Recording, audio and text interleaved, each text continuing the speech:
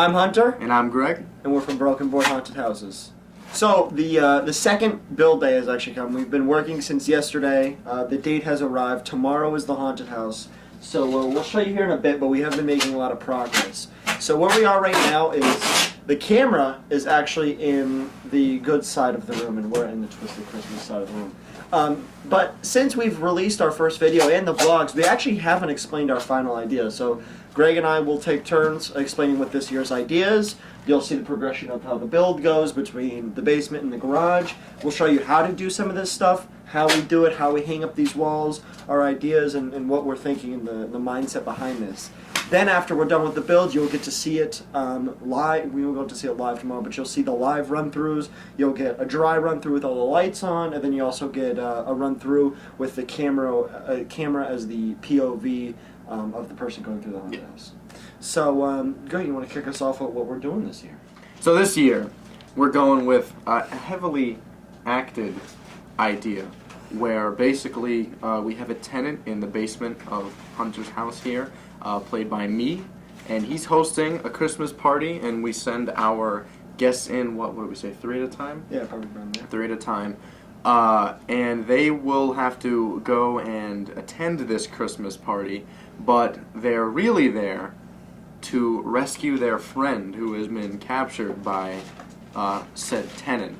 The tenant's not supposed to know that they know he's captured them, but he does, and he's going to expose them, and it's going to get really freaky pretty soon.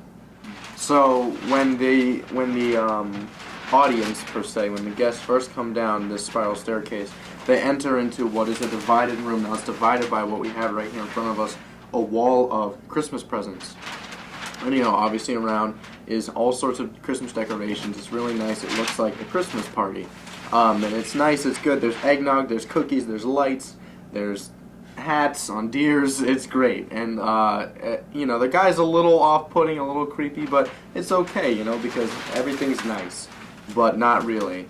I mean, it starts off that way, of course. He tells you little awkward jokes that, okay, real funny, Dave, but for the most part, it stays pretty tame until he receives a call. A certain call is a Skype call, and when he flips the laptop around, there's a certain something that you see that kicks off the whole thing and lets you know that this is not at all what it seems. Exactly. So that's where it really gets down to business.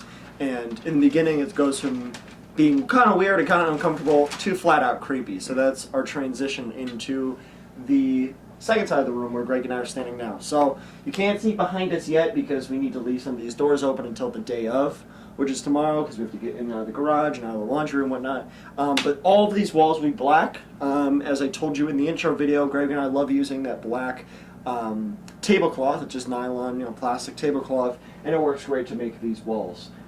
So this side of the room will be black. Greg will have spray painted the walls with red and exit out stuff, and he kind of went crazy in the room, almost like a jail cell. He was locked down here. It goes from being Greg's character's normal Christmas party into a total twisted mess. Christmas mess, satanic element kind of thing. So, and also during this, when you enter this twisted Christmas part of the room, not only is the decor creepy, not only is the environment, the sound, the lights creepy, but he has 2 minions or henchmen to help him. The first one you see, he does emerge, I believe, what are we going to have, like a secret passageway, most likely behind the staircase. And he emerges, and that's when you see him. The second one is a bit more of a surprise, and he gets suddenly revealed through a little bit of an interactive sequence with the guests, which is going to be really cool, and I can't wait to see the results of that, which I'm not going to spoil. You want to give it all away. Yeah.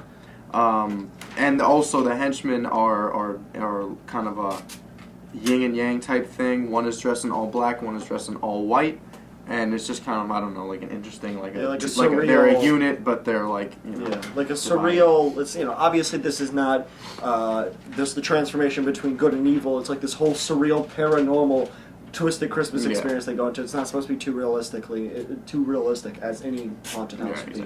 So after a few interactive sequences with the goons and the main character, we transition into the third room, basically the third room, which is our finale, a maze, and that leads from this room into like the garage setting. Obviously, it won't look anything like that.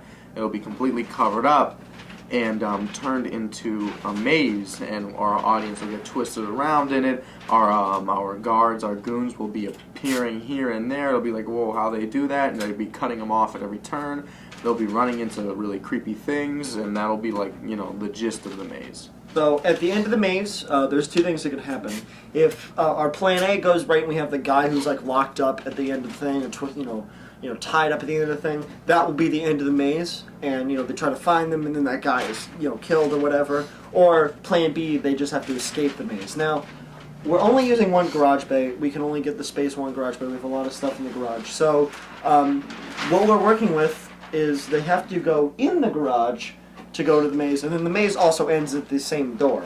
So we have kind of a little secret on how we're doing that, and it involves the henchmen actually moving the walls around to change the entrance and exit of the maze. So by the time they get around to where the exit of the maze is, it looks totally different.